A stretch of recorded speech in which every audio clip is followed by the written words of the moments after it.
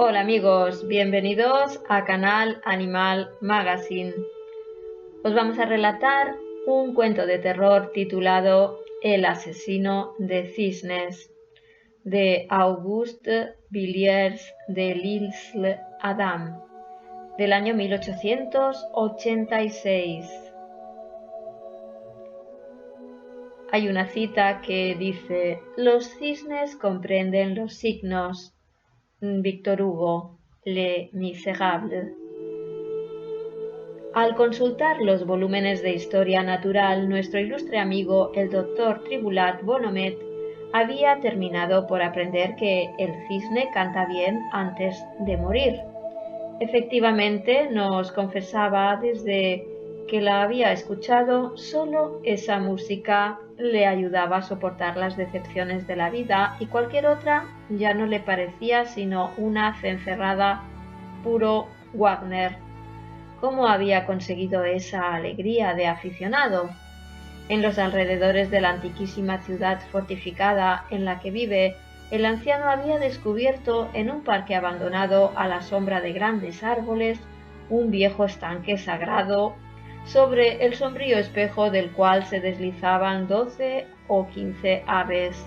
Había estudiado meticulosamente los accesos, calculado las distancias, observado sobre todo al cisne negro, el vigilante, que dormía perdido en un rayo de sol.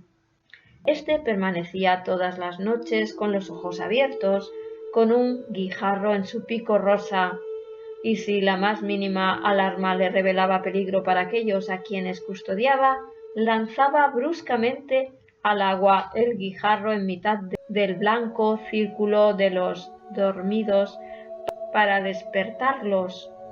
Al oír la señal, el grupo habría huido en medio de la oscuridad hacia avenidas profundas, hacia lejanos céspedes, hacia alguna fuente en la que se reflejaban grises estatuas o hacia cualquier otro refugio conocido por su memoria. Y Bonomet los había contemplado en silencio, sonriéndoles incluso. No era pues con su último canto con el que, como perfecto diletante, soñaba regalarse muy pronto los oídos. A veces, pues, cuando sonaban las 12 de alguna otoñal noche sin luna, fastidiado por el insomnio, Bonomet se levantaba de repente y se vestía para asistir al concierto que necesitaba volver a escuchar.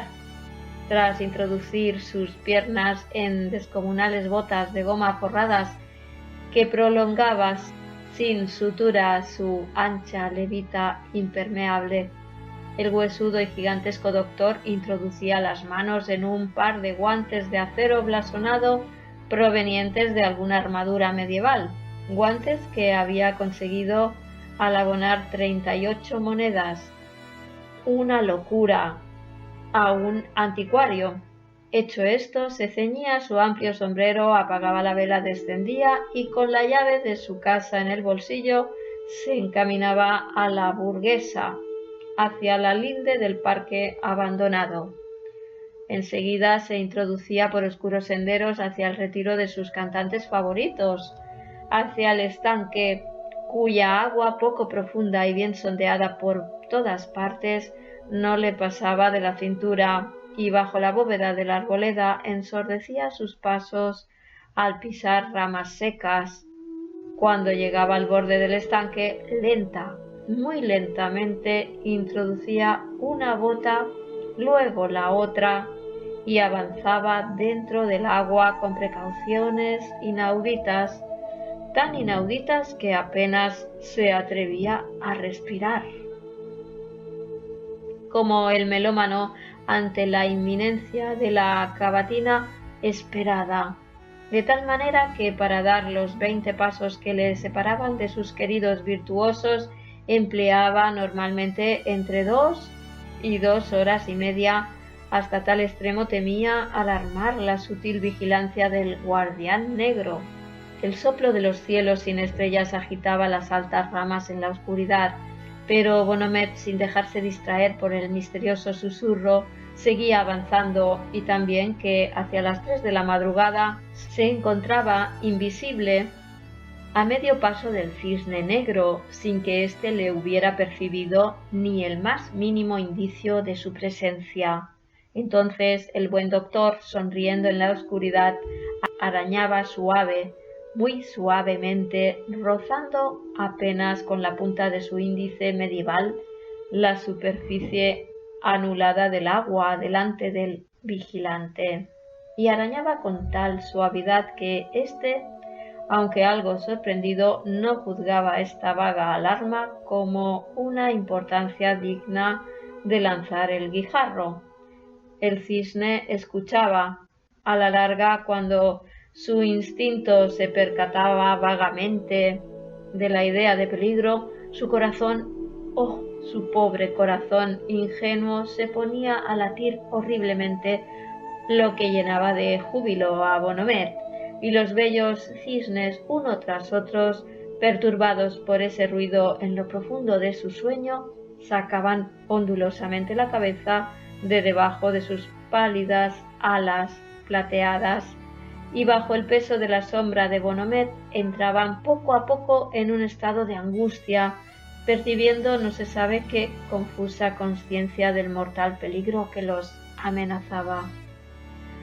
Pero en su infinita delicadeza sufrían en silencio como el vigilante, al no poder huir puesto que el guijarro no había sido lanzado, y todos los corazones de aquellos blancos exiliados se ponían a dar latidos de sorda agonía, ininteligibles y claros para el oído maravillado del excelente doctor, que sabía muy bien lo que moralmente les producía su cercanía y se deleitaba en pruritos incomparables con la terrorífica sensación que su inmovilidad les hacía padecer.